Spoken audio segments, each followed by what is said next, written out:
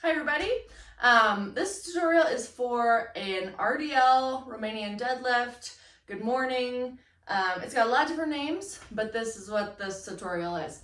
I generally call them an RDL, so if you hear me talk about that, that's what this is. Okay. RDLs are a little bit tricky sometimes.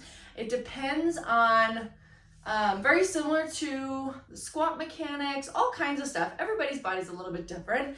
And so you're going to have to focus on different things depending on who you are. So I really encourage you to reach out to me if you have questions or you're feeling it in weird spots. And we can go over that in your training session, or we can just hop on a quick call, and that's great. Otherwise, maybe this tutorial will fix the problems. Okay, so first I want you to think about, do this without weight to start. 100% do it without weight. You will still feel it and you'll get the right movement, and then you will be able to progress. If you start using heavy weight and then you're not doing it correctly, you're not going to be able to progress like you want to and build the muscle that you're wanting, right? So start with feet about hip width apart, okay? And same exact thing, we always want to make sure we're bracing our core for almost all the exercises that we're doing, especially lower body. And again, that is thinking about stacking the ribs on top of the pelvis, right? Keeping it together. And then either thinking about zipping up the abs from your pelvic floor all the way up to that sternum, right? From bottom to top. Or if you think about your ribs as an open umbrella, right? And you're trying to close the umbrella, just like that. So keep your core nice and braced. Now, the RDL is very different than the squat. A lot of times I see people wanting to bend their knees as they do an RDL, right? And it just looks more like a squat. So this one is more about, you've probably heard the term hip hinge, right? You're hinging from the hips. We're not bending the knees. So I want you to think about this movement as very horizontal and not a bend and snap situation.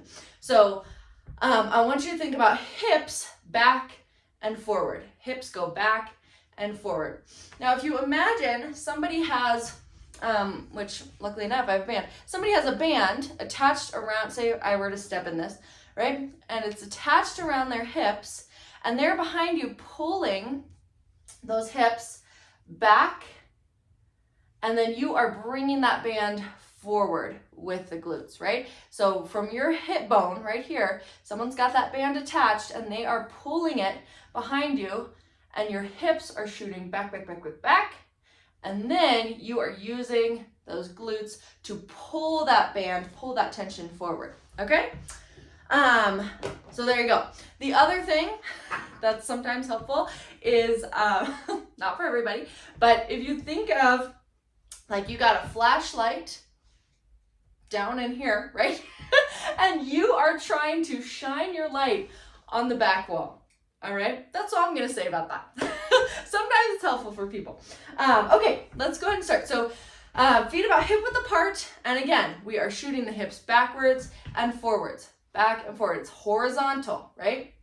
So brace the core, feet about hip width apart, and I want you to just slide your hands down your legs and up your legs. Keep your arms close to the body, okay? So let's go ahead and start. All you're gonna do is shift those hips back, back, back, back, and forward, forward, forward, forward, okay? Now let me see if I can show you what my knees look like here. All right, so you can see my knees here. Now notice if I were to squat, my knees are shooting forward, my knees are doing a lot of work. But in the RDL, my shins are staying in the same spot as when we started and as when we end, right? We're going down, down, down, down, up, up, up, up, all right? And again, we're not doing any of this. We're not shifting the shins back and forward.